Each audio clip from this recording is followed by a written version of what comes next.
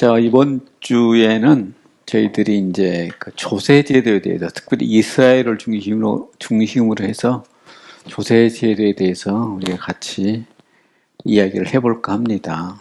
우리가 세금 내는 문제예요. 근데 우리가 이제 국가를 얘기할 때 그러잖아요. 영토, 주권, 그 다음에 이제 국민을 얘기하는데, 그것이 유지되기 위해서는 이제 한 국가가 유지되기 위해서는 뭐 중요한 것이 뭐 군사도 있어야 되고 그러지만은 반드시 따르는 것이 이제 조세입니다. 세금 문제예요. 그래서 성경에서도 여기에 대해서 여러 군데서 얘기를 하고 있어요.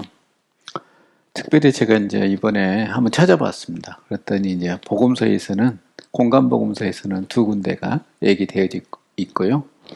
바울 서신에서는 그 유명한 로마서 13장 있죠. 그리고 이제 베드로 전서에서 얘기를 하고 있고요.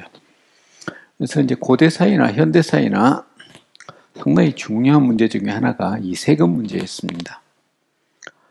그래서 우리가 이제 우리 사회에서 그렇지만은 뭐 어느 나라나 마찬가지예요. 그래서 이제 세금 문제는 상당히 선진국일수록 좀 엄격해지는 것 같아요.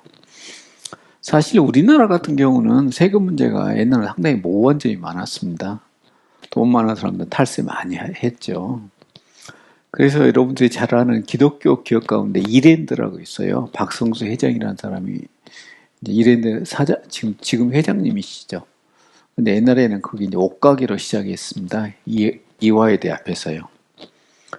그런데 그분이 이제 내세웠던 것 중에 하나가 기독교인이 세금을 도둑질할 수는 없다. 그러니까 세금을 다 내고도 한국사회에서 사업을 할 수 있다는 것을 보여주겠다. 그래서 자기가 그걸 창업했다고 그래요. 그래서 지금은 대기업이 됐죠. 그래서 이제 우리가 세금 문제를 기독교인이 어떤 자세로 취할 것인가 하는 것은 주제는 아니고요. 이 고대부터 특별히 이스라엘 중심으로 우리가 이제 세금 문제에 대해서 얘기를 해보고, 그래서 이제 우리가 오늘 이스라엘의 조세 제도에 대해서 국세, 국가에 바치는 그런 세금을 얘기하죠. 그 다음에 이제 조세로 인해서 그 이제 강도가 어느 정도 있는가, 몇 퍼센트, 자신의 수입이나 어떤 농산물 같은 경우 얼마 정도를 내야 됐던가, 특별히 1세기 중심으로죠. 그 다음에 종교세라는 게 있었어요. 그 다음에 성전세, 그 다음에 성전에 그걸 이제 돈을 보관했거든요. 그랬을 때 그런 것들 탈취해 가려고 하는 그런 시도가 여러 번 있었습니다. 그래서 그런 문제에 대해서 역사적 사실들과 그리고 거기에 대해서 제 나름대로 해석을 해보도록 하겠습니다. 그래서 이제 공납금 같은 거 있잖아요. 이제 뭐 어느 나라나 지금도 우리가 이제 그걸 공납금이라고 표현했는데, 고대사회에서는 이제 국가에 바치는 세금 같은 경우가 여러 종류가 있었어요. 오늘날도 우리가 이제 세금 그러면 크게 나누면은 이제 관세가 있고요. 그 다음에 통관세라고 그래요. 이제 그 애국에서 물품이 들어올 때 그런 세금이 있잖아요. 그런 것도 크게 나눌 수 있는데 이 시대도 마찬가지입니다. 그래서 한 국가에서는 자신들이 땅에서 이제 또 국내에서 상업 활동을 통해서 이루어지는 그런 것들에 대한 세금도 매기게 하지만은 애국에서 물품이 들어올 때 그 세금을 매기게 되잖아요. 그래서 이런 것을 크게 나눌 수가 있어요. 근데 우리가 이제 성경에서 여러 가지 세리가 나와요. 세리. 재밌는 것 중에 하나가, 제가 신학대학원 TH 공부할 때인가 그때인가 제 조카애가 이제 학교 숙제인데 영문으로 된 어떤 아티클 하나를 번역을 좀 해달라고 그래요. 봤더니 20페이지가 넘더라고요. 그래서 야, 이거 언제 번역해서 주냐 그랬더니 삼촌 이거 요약해가지고 내일까지 보내달라요. 이메일로. 그래가지고 이제 부지런히 읽어봤어요. 그 내용을 보게 되니까 세금 문제를 다루는데 이스라엘의 세금 문제, 특별히 그 세리들에 대해서 하는 그런 논문이더라고요. 그래서 야, 네가 기독교인도 아닌데 기독교 신학교도 뭐 신학 공부도 안 하는데 왜 이런 걸 다루냐 그랬더니 교수가 세금 문제에 대해서 하게 되는데, 특별히 자기가 이스라엘 파트를 맡게 됐다고, 그래서 그걸 발표하게 됐다고 요약해 달라더라고요. 이 세리들의 문제, 성경이 자주 나오잖아요. 그래서 그 세례들에 관한 문제도 우리가 이제 한번 얘기를 오늘 할 수 있었으면 좋겠습니다. 그 다음 유대 백성에게 이제 종교세는 이제 성전과 성전 그 제의에 성전에서 지내는 여러 제사들이 있거든요. 하나님 앞에 드리는 그런 제사들이 그게 이제 포커스가 맞춰지죠. 그래서 그런 행위들은 유대인의 정체성과 깊이 관련되어 있다고 그럽니다.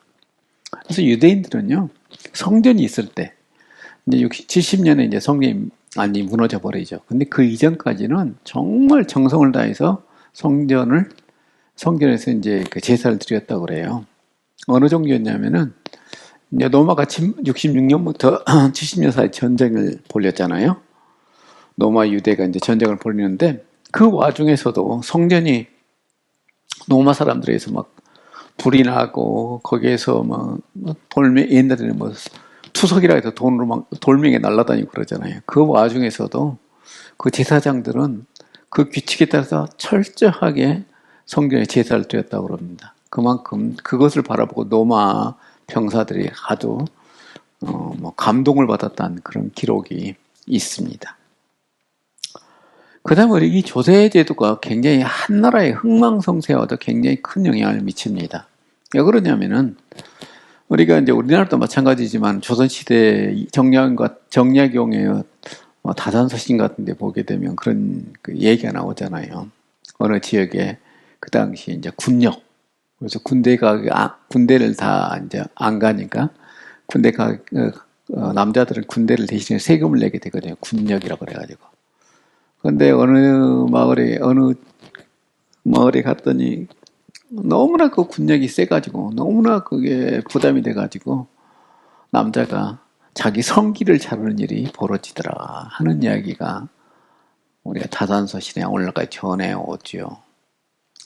그만큼 우리 어느 시대나 어느 나라나 이 세금 문제는 굉장히 많은 사람들에게 고통스러운 우리가 직무했던 것은 부담했던 건 사실인 것 같습니다.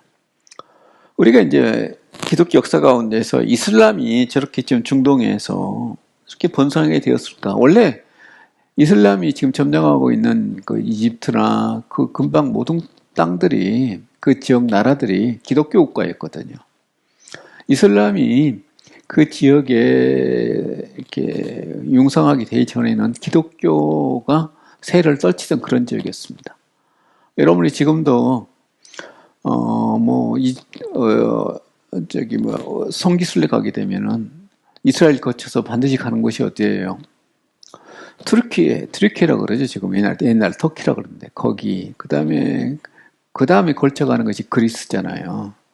그런데 사실 그리스보다는 훨씬 터키에 많은 유적이 남아 있습니다. 왜 그러냐면 과거에 거기에 이제 많은 기독교 교회들이 많이 있었기 때문에 그래요.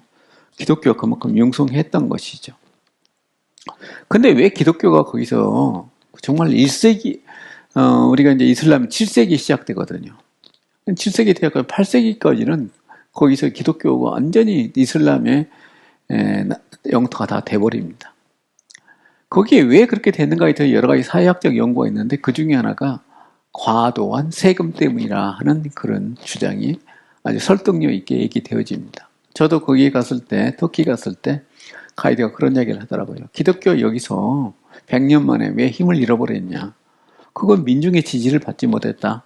왜 민중의 지지를 받지 못했냐? 그 전에 로마를 등에 업고 기독교인들이 그래서 과도한 세금을 부과했다는 것이에요.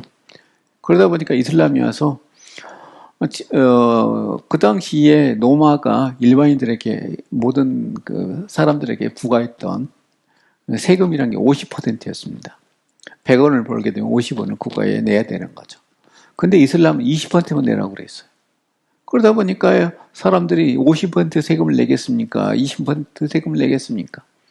그러면서 이슬람이 했던 정책 중에 하나가 뭐냐면은 그래 이슬람으로 너 귀에 안 할 거지? 그냥 기독교 다 믿어. 그냥 교회 다녀. 그 대신 세금은 50%를 내라. 옛날 세금은 그대로 내라 그랬던 것입니다. 그러다 보니까요. 뭐 어마어마하게 많은 거의 모든 기독교인들이 전부 이슬람으로 컨버트했다 그러죠. 기독교를 포기하고 이슬람으로 넘어갔던 것이에요. 그래서 뭐 이렇게 8세기, 9세기 정도 되게 되면은요, 이슬람에서 그런 법을 정합니다. 너무나 많이 그렇게 이슬람으로 넘어오다 보니까 이슬람이 세수가 줄어가지고 못 살겠는 거예요. 그래서 기독교인들이 이슬람으로 컨버트하는 것을, 이렇게 회심하는 것을 금하는 그런 법이 생길 정도였습니다. 그 근저에는 뭐냐?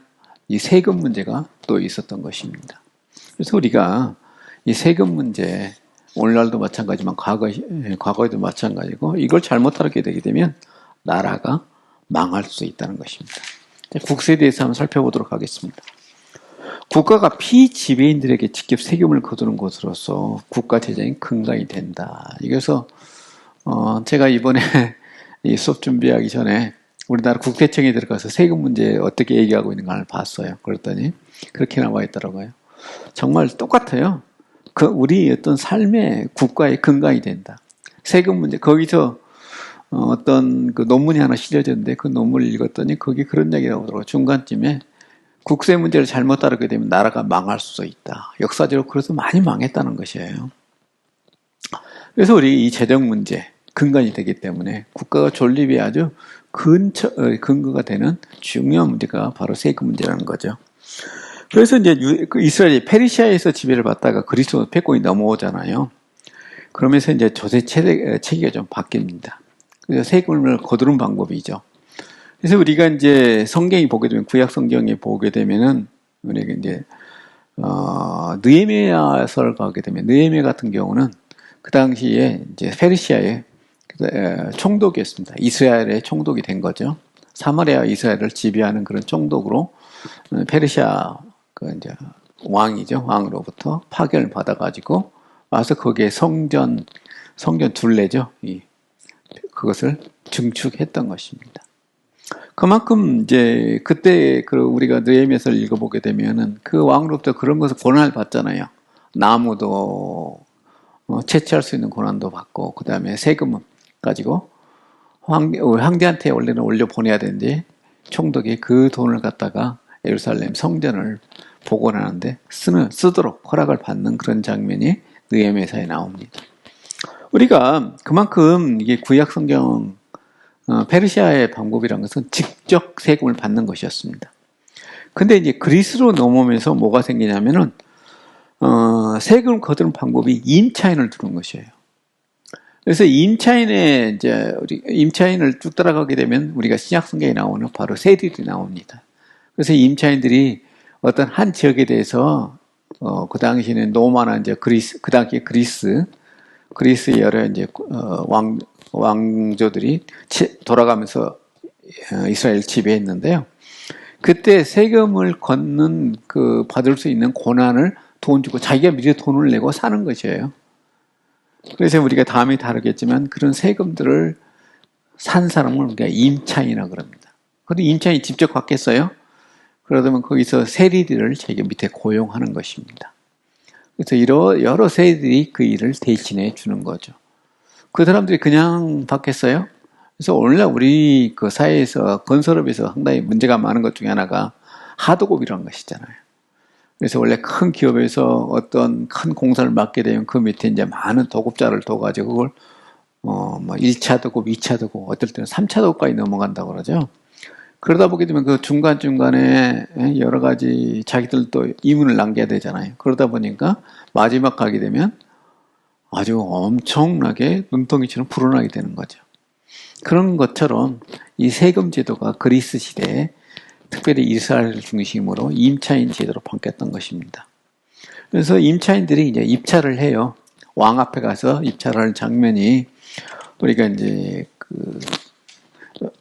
그 당시에 기록에 남아 있습니다. 거기서 이제 돈을 얼마를 내겠다. 팔레스타인 지역, 사마리아 지역에는 얼마 이렇게 해서 임차를 받게 되고 그걸 갖다가 자신이 밑에 이제 세리들을 고용해서 대신 받아주는 일을 하게 됩니다. 그래서 임차인들은 대개는 이제 개인 같은 경우도 있고 집단들이 있었는데 집단이란 뭐냐면 그 사람 임차인들이 대개 보게 되면 귀족들이 많습니다. 돈이 많은 사람들이죠. 그래서 이런 사람들이 받을 때 그 집안이 받게 돼요. 그래서 집단의 이야기가 나옵니다. 그래서 임차인은 왕의 황실 재정부에서 일하는 징수 관리와 납세 사이에 있는 중간자였다. 그래서 이제 그 당시에는 왕한테 이제 자기가 그 세금을 받아가지고 자기 임은 남기고 또 원래 계약했던 것들은 돈을 내야 되죠. 그런 역할을 했다는 것이에요. 그래서 임차인들은 할당된 양을 징수하지 못할 경우는 최종적으로 책임을 졌다고 그럽니다. 그래서 문제는 뭐냐 되게 되면은요. 자, 내년에 내가 이 지역을 얼마에 내가 세금, 근데 이제 1년만 하는 게 아니라 보게 되니까 5년, 막 7년 그렇게 하더라고요. 그러면 그 지역에 매년 내가 얼마씩 왕한테 바치겠습니다. 그런데 그 안에 흉년이 들어버린 것이에요. 그러다 보면 세금을 제대로 거둘 수가 없잖아요. 그러다 보게 되면 원래 이 사람들이 대신해서 세금을 내야 되는 그런 위험 부담도 함께 감수했다는 것입니다.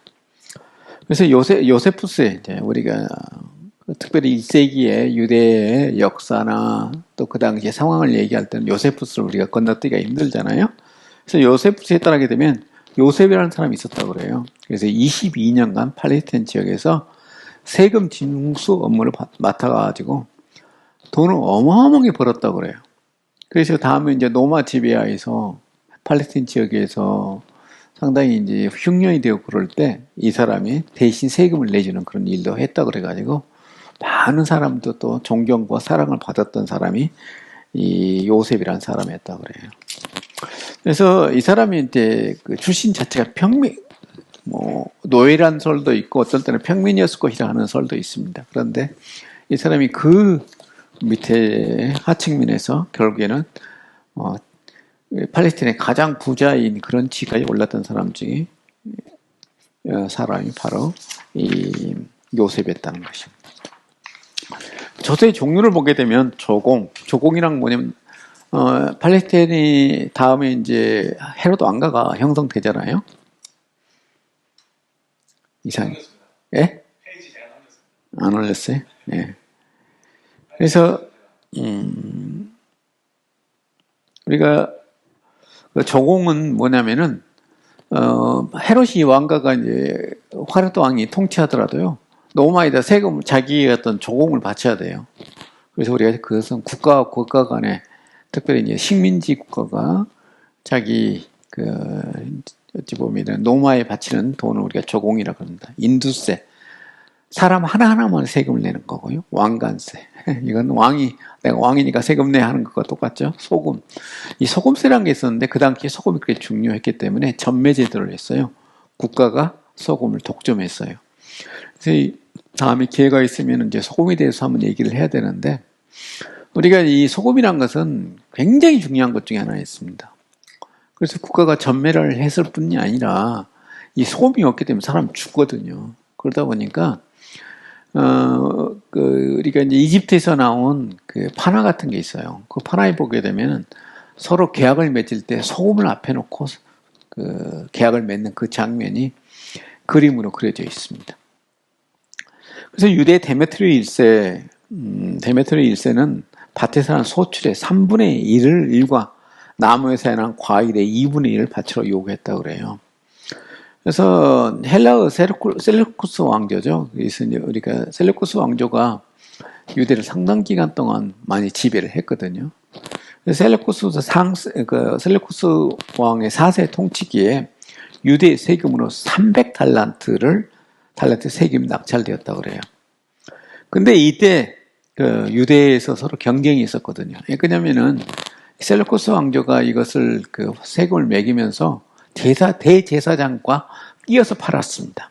세금만 파는 게 아니라 거기다가 그래서 이제 이것을 자기가 세금을 거둘 수 있는 그 셀루쿠스 왕조에서 사게 되게 되면 대제사장 지위까지 거의 사게 되는 거거든요. 그러다 보니까 얼마나 거기다 욕심이 많았겠어요. 그래서 유대 야손은 360달란트를 올렸고 거기다가 80달란트를 더해서 준다고 약속했다고 그래요. 그러면서 150달란트는 예시불로 준다고 약속했다고 그럽니다. 그래서 이런 이야기가 요세푸스 기록에 다 나와 있습니다. 하스모니안 지하에서 이제 이게 그리스 치아, 셀루쿠스 왕조가 이제 너무나 과도하게 유대를 압박했죠. 그러다 보니까 이제 하스몬 왕조가 들어서가지고 우리가 한번 다뤘잖아요. 아마 첫 시간에 얘기했던 것 같은데 하스몬 왕조가 이제 독립을 하게 돼요. 그 치하에서는 조세 제도가 어떻게 되었는가 하는 거죠. 그래서 하스몬 왕가가 그리스 이제 왕조의 투령으로 주전 142년 데메트리오트 2세 시몬의 지도 아래서 완전히 시리아의 조공금에서 해방되었다는 것이에요. 그러니까 우리가 보통 하스몬 왕가가 BC 167년에 예루살렘의 이제 성전을 회복하게 되거든요. 그래서 이제 유대인들이 그것을 기념해서 하누카 절이라는 그 절기까지 지금도 지키고 있어요. 그런데 이 하누카절이 시행됐던 것이 BC 167년인데 그 이후에 BC 142년이라는 것은 얼마예요? 24년 동안이나 계속해서 그리스, 특히 셀루시드 왕조한테 세금을 바칠 수밖에 없는 상황이었다는 것이에요. 그만큼 정치적으로 독립을 하지 못했다는 것을 우리가 알 수 있습니다. 그래서 이제 유대가 이제 완전히 독립을 하고 나서는요, 유대가 이제 했던 것 중에 하나가 사마리아 지역과 갈릴리, 그 다음에 이방 지역을 군사적으로 점령을 해버립니다. 이제 이 셀루시드 왕조가 투쟁을 통해서 군사적으로 힘이 막 강해졌을 거 아니에요. 그러다 보니까 지방을 이게 정벌을 하는 그런 일이 벌어지게 돼요. 그래서 사마리아 지역 같은 게 상당하게 이제 유대인 사람들로부터 많은 어찌 보면 탄압을 받는 일이 일어납니다. 그래가지고요, 3,000명을 하루에 죽여버리는 그런 사건이 이 시기 일어나요. 하스몬 왕가 시절에 바로 이 사마리아가 유대인들로부터 그 학살을 당하는 일이 벌어지기도 했다고 그럽니다. 그러면서 우리가 어떻게 했어요? 우리가 느헤미야서를 읽어보게 되면 사마리아 사람에 대해서 굉장히 이제 격언지간이 되잖아요. 굉장히 서로 갈등이 심했는데 이 시대에 와서는 더 심해지고요. 하스몬 왕가 시대는. 그 다음에 예수님 시대에도 거기에 예수님께서 사마리아를 지나가지고 요한복음에 보게 되면 자기 고향으로 가려고 그러니까 자기 제자들이 말리잖아요. 그런 직병이 있을 정도로 유대인들이 사마리아 지역을 들어가는 것을 꺼렸다는 그런 기록들이 많이 있습니다. 로마 치하에서는 조세제도가 어떻게 됐는가? 우리가 이제 신약성서 시대였고 거의 일치하죠. 그래서 기원전 47년 로마는 징손을 통한 유대 지역에서 조세 징수를 완전히 금지했습니다. 로마가 이 유대를 지배한 것이 BC 63년입니다. 그때 이제 로마의 장군 폼페이우스죠. 폼페이우스에서 점령이 되고 한 6개월 정도 저항을 했어요. 그런데 그게 이제 너무나 미미한 저항에서 바로 전쟁이 끝나버렸죠. 그 이후로 이제 쭉 로마도 이제 임차인을 통해서 세금을 징수해 왔어요. 그러다가 이게 너무나 과도하다는 임차인들이 중간에 남겨먹는 것이 많잖아요. 그러다 보니까 직접 징수를 원했어요. 그래서 이게 47년에 로마의 직접적인 징수를 받겠다는 것입니다. 히르카누스 대제사장이죠. 11조의 권리를 가졌어요. 그래서 유대인들은 로마에 내는 세금도 있지만은 또 대제사장들이 걷어가는 세금도 있었습니다. 그래서 10분의 11조죠. 그걸 걷어갔다는 것입니다. 그런데 로마 사람들이 상당히 이제 아우구스티누스 같은 경우가 이제 지배할 때는요, 그 안식년에는 7년 만에 한 번씩 안식년이 있잖아요. 그때는 세금을 면제해줬다 그럽니다. 그래서 시리아 총독, 왜냐하면 그 당시에 로마의 그 총독의 시리아가 이제 더 큰 지역이었거든요. 유대보다는. 그러다 보니까 시리아 총독이 팔레스틴을 총독까지 그 지배 지역이 들어갔어요. 그거 대신하는 거죠. 그리고 우리가 이제 예수님이 십자가 달릴 때 빌라도 같은 경우도 예루살렘에 머무는 시간이 별로 오래 있지 않았어요. 그러다 보니 되게 이제 시리아에 머무는 경우가 많았습니다. 그리고 만약에 예루살렘에 안에는 들어가지 않았죠. 그렇지만 예루살렘 그 바깥 지역에 머물더라도 행정관들이 와서 머물렀다는 그런 기록이 많이 있습니다.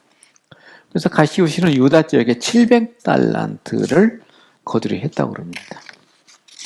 여러분 달란트 그러면 뭔지 잘 성경이나 달란트 비유도 있고 그러죠 마태복음에. 이 달란트란 건 뭐냐면은요 오늘날로 치게 되면 금 한 1kg을 얘기한다 그래요. 1kg. 금 1kg 어마어마하게 크겠죠. 그래서 금 1kg에 달하는 그것이 1달란트라고 그럽니다.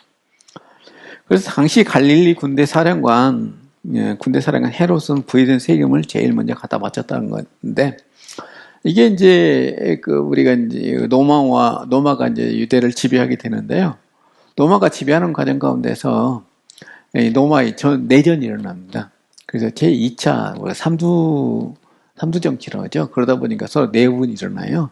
안티오코스하고 그다음에 옥타베누스하고 전쟁을 치르게 될 때 맨 처음에는 헤롯이 이제 안티오코스한테 아부를 했어요. 왜? 이집트를 점령하고 있고 이 팔레스틴에 직접적인 영향을 미쳤으니까요. 그런데 다음에 이제 옥타베누스가 힘이 세지니까 헤롯이 굉장히 이 사람이 정치적으로 밝은 사람이거든요. 그래서 정치적인 힘이 어디로 기우는 것을 알고 옥타베누스가 이집트를 점령하러 갈 때 돈을 댑니다.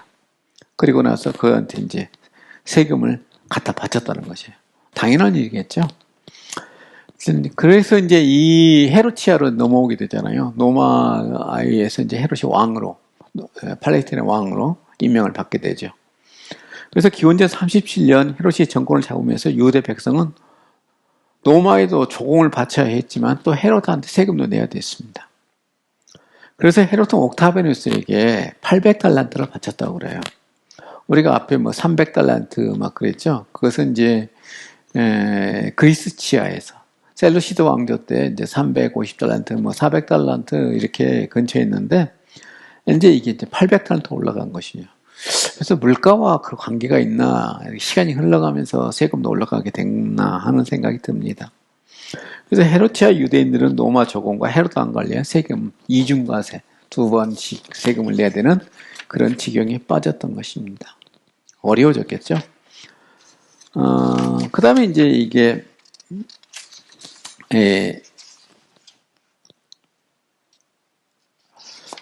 아켈라오가 이제 헤롯의 아들로서 이제 등극을 하게 돼요. 그래서 이제 아켈라오가 이제 헤롯이 죽고 나서 아켈라오가 이제 이 예루살렘의 분봉왕이라고 그러죠. 그래서 분봉왕이라고 해서 원래 3분의 1 왕이라는 것입니다. 그런데 3분의 1 왕으로 노마가 왕위를 허락해 주지 않았어요. 언론에서 그 통과가 돼야 되는데 언론에서 허락을 안 해줬어요. 그러면 이제 그 옥타비누스 또 그다음에 그것을 이어서 이제 테시디우스죠. 테시디우스 황제에 의해서 이제 이게 용납이 된 거죠. 그래서 아켈러가 이제 거기서 이제 통치를 하게 되는데 이 사람이 상당히 악독했다고 그래요. 그래서 이제 유대인들이 사절달 노마에 보내가지고 이 사람의 왕위를 폐해져 버립니다. 그리고 이제 유배를 당해요. 그래서 노마의 행정관을 파견해달라고 요청했어요. 왜냐하면 이 팔레스틴 예루살렘에는 이 총독이 파견되기에는 너무나 작은 지역이었거든요. 그래서 우리가 총독에도 보게 되면 여러 가지가 있습니다. 어떤 총독은 이름은 총독이지만 실제적인 지위는 총독보다 밑에 지위가 있어요. 그래서 세금을 거두는 잘한 그런 사람도 있고 행정관이라는 지위도 있습니다. 그래서 행정관을 파견할 요청을 하게 돼요.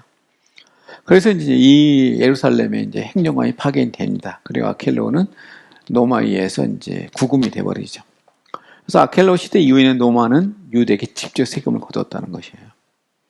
그래서 이제 우리가 누가복음에 보게 되면 예수님이 탄생할 당시에 호구조사가 있었다고 그럽니다. 근데 우리 고대사에서 이 호구조사라는 것은 두 가지 목적을 가지고 해요. 하나는 세금을 어떻게 거둘 것인가 하는 문제. 그래서 인구를 정확하게 조사를 해서 각 개인이나 이런 그 땅 같은 것에 대한 세금을 매기기 위해서 인구 조사를 하게 돼, 호구 조사를 합니다. 두 번째는 뭐냐면은 전쟁이 나게 되면은 군사를 모집해야 되잖아요. 그래서 이 일을 위해서 호구 조사를 하게 됩니다.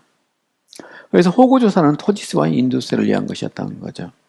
그래서 한 가정의 모든 남자는 14세부터 여자는 12세부터 조공의 의무를 줬다고 그럽니다.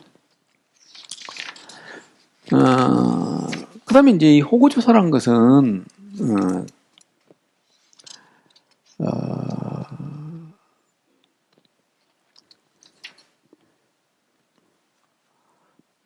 아주 이게 호구조사가 신문을 동반한 것이었어요.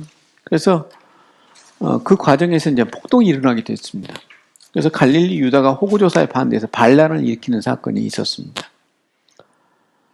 그래서 우리가 이제 바울이 이제 천부장한테 잡혔을 때 네가 갈릴리 유다가 아니냐라는 그런 질문이 있죠. 사도행전을 보게 되면 그게 뭐냐면 유다가 이 당시에 폭동을 일으켜가지고 상당히 세를 많이 과시했다고 그래요. 근데 그 사건 때문에 유대인 바울도 그런 무리가 아니냐는 그런 오해를 천부장한테 샀던 것입니다. 그래서 재산이 많은 그 사내들이 있는 의원들과 대제사장이 조세를 걷어들일 책임을 졌다는 것이에요. 그래서 한 지역에 로마 사람들이 세금을 직접 걷어가지만은 그래서 그 지역에 세금이 부족하잖아요. 그러게 되면 그 지역에 이제 부자들이 사내들인 사람이나 그다음에 그 유력한 사람들이 그 세금을 부족한 세금을 메꿔줬다는 것이에요. 그래서 이제 이 조세로 인해서 사람들이 얼마나 많은 부담을 졌는가에 대해서 한번 얘기를 해보도록 하겠습니다. 그래서 국민 총생산에서 우리가 오늘날 얘기하는 GDP죠. 조세 비용이 차지하는 비율은 12에서 13%에서 50% 정도였다는 것이에요. 12에서 13%는 어떻게 나왔는가 모르지만은 어찌 보게 되면은 당시에 이제 유대가 독립했을 때 그 당시에는 이 정도 되지 않았을까 하는 생각을 해봅니다. 그래서 예세가 로마나 그다음에 다른 나라 특별히 이방 민족들이 유대를 지배할 때는 50% 정도가 보편적이었다고 그럽니다. 팔레스틴 인구가 300만이라면 1인당 3드라크마 혹 3데나리온 정도의 부담을 해야 했다고 그럽니다. 세금을 내놓은 농부들은 최저 생계 유지 수준의 삶을 살아야 했다고 그래요. 그래서 보게 되게 되면요, 이 세금 안 내려고 사람들이 산적이 많이 되었다고 그럽니다. 특별히 갈릴리 지역에서 많은 그 산적들이 많고 노마에 저항하는 그 힘이 아주 셌던 것 중에 하나가 이 사람들이 산적이 돼가지고 강도 집밖에 할 수 없죠. 산적이 되게 되면. 그래서 그런 것들이 그 노마인들이 많이 토벌했다는 그런 기록이 있고요. 요세푸스 기록에도 그런 기록이 여러 번 등장하게 됩니다. 그래서 노마의 역사가 타키투스라는 사람은 유대지역의 조세가 가중하다고 자기 역사세에 얘기를 하고 있어요. 그래서 여러분들이 타키투스 노마사죠. 노마사는 우리나라 말로 번역이 됐어요. 몇 년 전에 번역됐더라고요. 근데 정말로 너무 늦게 번역된 거죠. 영어로 나온 것은 정말 오래됐습니다. 제가 MDB 다닐 때도 짐신의 도서관에 있었으니까요. 타키투스의 노마사는 우리가 특별히 노마를 이해하는 데서는 기본서 중에 하나입니다. 그래서 우리가 이제 많은 기록이 없어요. 팔레스틴 지역에 대해서는. 왜냐하면은 노마가 지배하고 있는 노마의 역사가 상당히 천년의 역사잖아요.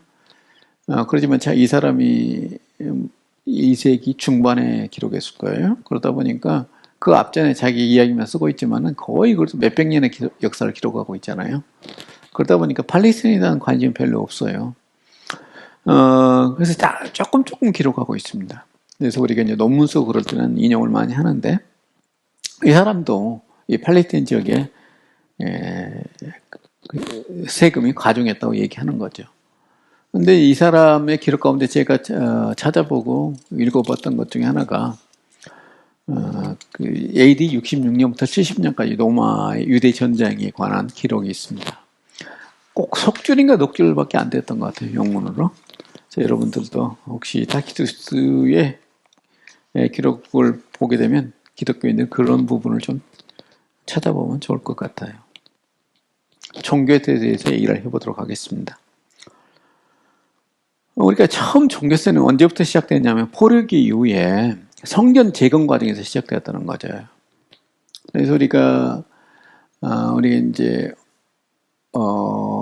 구약 성경에 보게 되면은 제1사 솔로몬의 성전, 그 다음에 그게 이제 불타버리고 없어지죠. 바벨론 포로 과정 가운데서.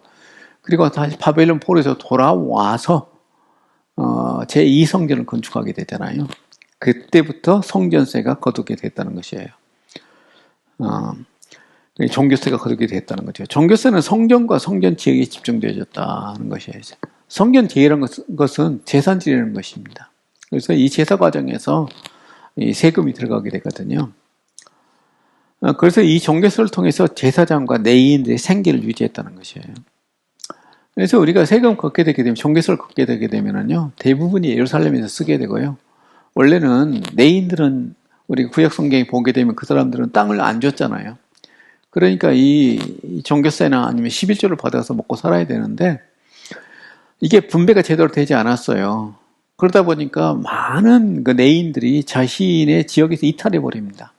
그러다 보니까 우리가 신약 성서에 배게 됐던 침례 요한 같은 것도 아버지도 내인이잖아요. 그리고 제사장으로 나오잖아요. 그래서 그 제사장 성전에 들어갔다가 봉어리가 되는 그런 이야기가 우리가 복음서에 기록되어 있잖아요. 그런데 이게 시골에 사는 예루살렘이 아닌 지역에 사는 대제사장 집안이 아닌 제사장들은요 너무나 비난하게 살았다고 그래요. 그래서 여러분들 그 말라기서 보게 되면 11조 하게 되면 뭐라고 그랬어요? 막 흔들어 봐라. 나를 하나님 여호와 하나님을 시험해 봐라. 축복해 준다는 이야기가 나오죠. 그 배경에서는요 유대인들이 세금 11조 제대로 안 내 가지고 제사장들이 도망가 버린 거예요. 못 살겠다고. 그래서 막 지방에 사는 제사장들이 자기 지역을 다 이탈해 버리고 그러다 보니까 제대로 제사를 지낼 수 없는 지경이 빠지니까 말라기 선지자가 그런 얘기를 했던 것입니다. 그래서 이 종교설 느헤미야서 10장 33절 4절 보게 되면 천열배, 그래서 제일을 담당하고 있는 사람들 위한 11조, 이런 밀가리, 반죽, 과일, 포도주, 기름 같은 거 있죠. 외에 또 11조, 다른 수입들의 11조를 의무적으로 규정하고 있다는 것입니다. 그래서 페르시아 시대 성전을 위한 가장 중요한 수입은 왕의 기부금이었다고 그래요. 그래서 이게 로마 시대도 마찬가지입니다. 그래서 성전에다가요, 그 로마 사람들이 예루살렘의 성전에서 이제 세금을 거둘 때, 팔레스타인에서 세금을 거두잖아요. 그러면 성전에서 로마 황제를 위한 제사를 매일 드리도록 거기에 하도록 합니다. 그러면서 거기에 대해서 소요되는 돈, 동물이나 이런 것들을 전부 로마에서 세금에서 충당하도록 돼 있어요. 그런데 이게 우리가 66년부터 70년까지 70년까지 로마와 유대 전쟁을 보여주는데요. 전쟁의 신호가 뭐였냐면은 몇 시대로 시간이 되게 되면 제사를 지내는데 로마 황제의 이름으로 그 제사를 딱 끊쳤을 때 이제 전쟁이다라는 것이 신호탄으로 봤다고 요세푸스 유대와 로마 전쟁사에 나옵니다. 그래서 마카비 하 3장 3절에 따르면 셀루쿠스 4세도 희생제사에 필요한 비용을 지불했다는 것이에요. 하스모니안 통치기에 성전세가 도입됐다고 합니다. 처음으로. 디아스포라 유대인까지 매년 반 세겔을 납부하게 되었어요. 그래서 여러분들 마태복음에 보게 되면은 예수님도 성전세를 내는 이야기가 나오죠. 탈무드에 따르면 민수기 28장 4절에 근거해서 희생제사는 개인이 자발적으로 바쳤을 것이라고 주장합니다. 그래서 다른 사람 민수기 28장 2절 주장이 있다고 하는 거죠. 그래서 3세부터 62세의 모든 사람이 납세의 대상이었다고 그래요. 그래서 디아스포라 유대인들은 성전세는 신뢰할 만한 사람이 거두고 대표자를 예루살렘에 파견하여 성전에 보관하였다고 그래요. 여러분들 아포스톨로스라고 그래요. 헬라어에서 뭐냐면은 사도라고 그러죠. 그래서 우리가 헬라어 성경 볼 때 아포스톨로스 사도를 이렇게 부르는데, 그래서 폴 아포스톨로스 그럼 바울 사도 그럽니다. 그런데 이 사도란 용어가 여기서 왔습니다. 그래서 유대인들이 디아스포라 유대인들이 이방 지역에 살게 되게 되면요, 알렉산더 같은 경우는 성전세를 평소에 1년에 한 번씩 걷어가지고요 예루살렘 보냅니다. 근데 그 성전세를 받아오는 사람을 누가 파견하냐면 예루살렘에서 파견해요. 대제사장에. 그래서 그 사람들을 헬라어로 아포스톨로스로 불렀던 것입니다. 그래서 대제사장의 명을 받아가지고 거기서 세금을 운반하는, 예루살렘을 가져오는 그런 일을 했던 것이에요. 그게 이제 우리 기독교에서 사도란 이름으로 받아들였던 것입니다. 그래서 많은 용어들이, 우리 신약성에 나오는 많은 용어들이 그 전에 있었던 용어들을 차용했던 것입니다. 그래서 이제 그 안에 종교적 의미를 강하게 띠게 되는 것이 우리가 신약성서의 사도란 이름이죠. 그래서 이제 전달 과정 가운데서 약탈의 염려가 많았죠. 사람들이 그 당시에는 우리가 1세기 당시 또 BC 1세기 이런 당시에는 산적들도 많고 그러잖아요. 우리가 노마가 그 지역을 전부 통치했을 때 우리가 이제 팍스 노마라 그래요. 노마의 평화라는 의미는 뭐냐면은 노마가 통치하면서 많은 산적들이 죽었어요. 해적들, 산적들이 많이 감소했습니다. 그다음에 노마가 너무나 막강한 군대를 가지고 있었잖아요. 그래서 노마가 이제 가지고 있는 우리 인류사에 남겨주는 세 가지가 있습니다. 하나는 법, 그 다음에 건축물, 그 다음에 길인데요.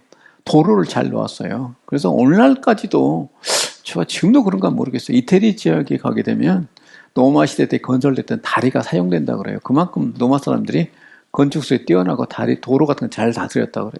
나왔다 그래요. 그런데 이 사람들이 가면서 약탈 같은 거 당하거든요. 그래서 노마 사람들이 유대인들이 자신들이 이제 세금을 걷어가지고 정교세를 받아가지고 성전세를 걷어가지고 예루살렘으로 보내는데 그걸 막 공격하게 돼요. 그래서 사람들이 여럿이 때를 지어서 갔다고 그럽니다. 근데 여러분들 비슷한 이야기가 어디에 나오냐면 고린도 전서에 나와요. 고린도 전서에 보게 되면 바울이 기독교인들한테 이제 예루살렘을 향한 우리가 목사님들 그걸 11조로 많이 이용하던데 그게 아니라 예루살렘이 너무 어렵게 돼요. 기독교인들, 예루살렘에 있는 기독교인들. 그래서 그 사람들 구제 헌금을 모아가지고 고린도 전서에 보게 되면 예루살렘에서 보내는 장면이 나옵니다. 그랬을 때 사람들을 신뢰할 만한 사람들을 통해서 그 세금을 보내기도 하지만 나도 필요하다면 같이 가겠다 하는 이야기가 넘어서 고린도전서 16장이 나옵니다. 그러면서 마태복음 17장 20부터 27절에 보게 되면 예수님도 성전세를 내는 장면이 기록되어 있죠. 그러면서 의를 이루기 위해서 이 세금을 낸다는 이야기가 나오죠. 그다음에 SM파와 쿰난 공동체는 성전세를 냈다는 것이 확실하지 않아요. 왜냐하면은 예루살렘 성전에 대해서 굉장히 적대적이었거든요. SM파, 우리가 이제 쿰난 공동체라 그러죠. 그래서 우리가 이제 이 쿰난 공동체에 대한 기록이요. 오늘날은 그러니까 쿰난 공동체 여러 문헌을 통해서 그걸 우리가 이제 알아가고 있지만은 그 당시 1세기 당시에 1, 2세기에 대한 기록은요. 요세푸스 기록이 유일합니다. 근데 요세푸스의 이제 여러 가지 4개의 공동체를 언급을 하고 있지만은 내용이 있어서 가장 중요한 것은요. 이 쿰난 공동체예요. 그래서 이 사람들은 100세 이상을 살았다는 기록이 있을 정도로 수명이 길었던가 봐요. 그래서 이제 SM파나 쿰난 공동체는 성전세 아닌 다른 봉헌물을 보낼 수 있었다라고 추측하기도 합니다. 그래서 이 성전세는 거룩한 돈 혹은 속전이라고 불렀다 그래요. 그래서 성전에는 성전 당국이 허락한 환전상이 있었는데 8%의 추가액을 받았다고 그럽니다. 그래서 우리가 이제 탈무드 같은 데 보게 되면 이런 이야기가 나옵니다. 성전 안에 동물 매매가 가능하지 않았다고 그래요. 근데 여기에 대해서 이제 2가지 기록을 우리가 다 볼 수가 있습니다. 우리가 이제 20세기 와서 가장 훌륭한 신약학자라고 그러죠. 샌더스가 성전 매매가 가능하지 않았다는 이야기를 자기 책에서 해놓고 있습니다.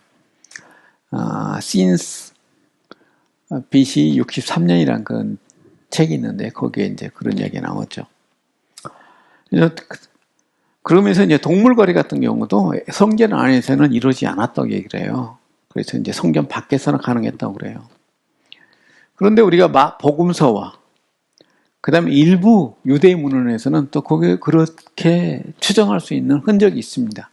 그래서 이게 충돌하는 장면이에요. 그래서 신약학자 중에서도 샌더스류를 따는 사람들은 복음서의 이야기가 잘못된 기록이라고 얘기하고요. 에레미야서라는 위대한 신학자가 있어요. 특별히 예루살렘 1세기 유대인들의 삶에 대해서 아주 많은 기록을 남기고 연구를 남겼던 사람이에요. 이 사람은 15살에 예루살렘 유학을 가가지고 연구학자인데요. 거기서 대학을 졸업했던 사람입니다. 거기 살면서 자기가 직접 몸으로 그걸 체험하면서 이걸 기록을 남기고 있기 때문에 글쎄요. 잘 모르겠습니다. 아무튼 이런 2가지 기록이 있어요. 그래서 이제 우리 복음서에 보게도 마가복음에 나와 있잖아요. 예수님께서 채찍으로 환전상을 엎어버리고 동물을 쫓아냈다는 기록이 있습니다. 성경에서는 성전 내부 회랑에 보물을 쌓아두는 방이 있었다고 그래요. 그래서 이제 예루살렘 멸망할 때, 불탈 때요, 부자들이 패닉에 빠졌습니다. 왜 그러냐면 성전에다가 자신들의 보물 같은 것을 많이 보관하고 있었는데 그게 불타버리니까 얼마나 다급했겠어요. 그래서 거기에 대한 기록이 요세푸스가 기록한 유대와 로마 전쟁사에 나옵니다. 그래서 우리가 여인들에 떠있는 나팔 모양의 모구맘이 13개 있어가지고 거기에 이제 각 함에다가 거기에 합당한 어떤 세금이란 것을 좀 붙여놨다고 그럽니다. 성전을 위한 예문에는 부동산사서 있었다는 것이 납비들의 기록이 나옵니다. 심지어 노예도 있었다고 그래요. 그래서 제사장을 위해서 세금을 냈는데 빵, 천열배, 11조 등이 있었다고 그래요. 첫째 11조는 내인을 위한 것이었어요. 그중 10분의 1을 제사장들 모겠습니다. 그러니까 내인들을 위해서 줘야 되지만 그 중에 전체 모았던 것 중에서 10분의 1은 대제사장을 위해서 줬다는 것이에요. 그래서 일부를 제외한 많은 제사장들이 비난한 삶을 살았다고 그럽니다. 그래서 우리가 앞에서 얘기했던 것처럼 그 많은 제사장들이 그 직을 유지하지 못하고 어떻게 먹고 살아야 되니까 많이 이탈했다고 하는 그런 기록이 있습니다. 성전 보물소 및 성전에서 탈취, 이게 이제 이방 민족한테는 굉장히 어떤 먹잇감 중에 하나였어요. 그다음에는 예루살렘 성전에 두 가지가 있었습니다. 하나는 많은 유대인들이 많은 그 종교세, 그리고 이제 예루살렘 제사장들 위한 11조도 이것도 모아져 있었지만은 그보다 더한 것 중에 하나가 귀족들이요. 예루살렘에 이제 상류층 사람들이 거기다가 자신들이 가지고 있는 보물들을 보관하는 거예요. 돈 같은 것도. 그래서 예수님께서 이제 고르반에 대해서 얘기를 하면서 비판하면서 그런 얘기를 하잖아요. 너네들이 이제 고르반 얘기하게 되면 부모한테 그 부모를 봉양해야 될 그것을 이제 쓰지 않는다 그랬고 예수님이 꾸짖는 장면이죠. 거기에 대해서 우리가 논문을 읽어보게 되게 되면은요, 당시 유대인들이 자신들의 어떤 재물들을요, 돈 같은 경우는 예루살렘 성전에다 보관했다고 그래요. 특별히 이제 귀족들이나 이런 사람들이.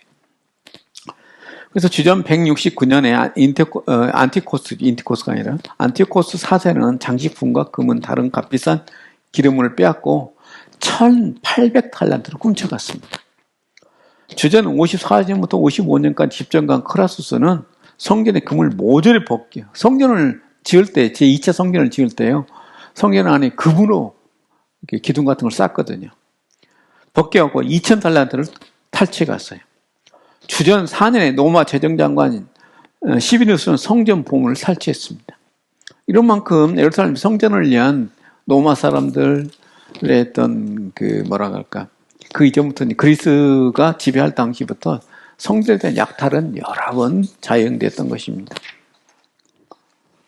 빌라도 같은 경우도 수로공사 비용을 충당하기 위해서 성전의 금고의 돈을 가져갔어요.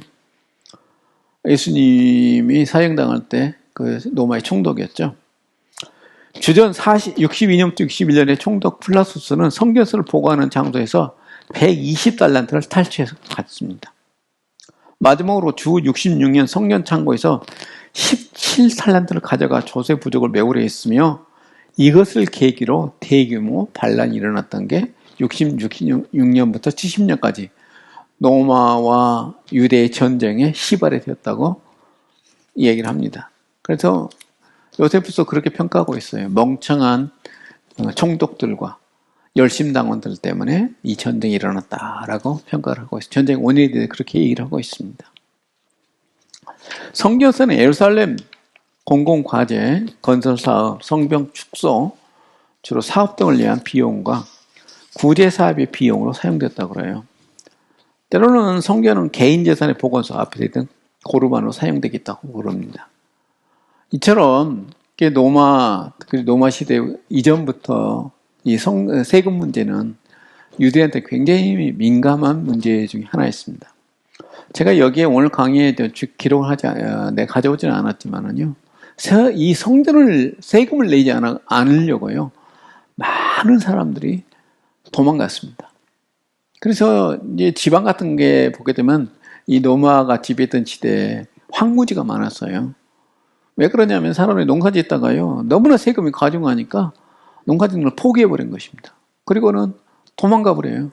그러다 보니까 이 세금 문제 때문에 우리가 옛날에 아주 MBC에서 했던가요? 유명한 드라마 중에 하나가 추노라는 게 있어요.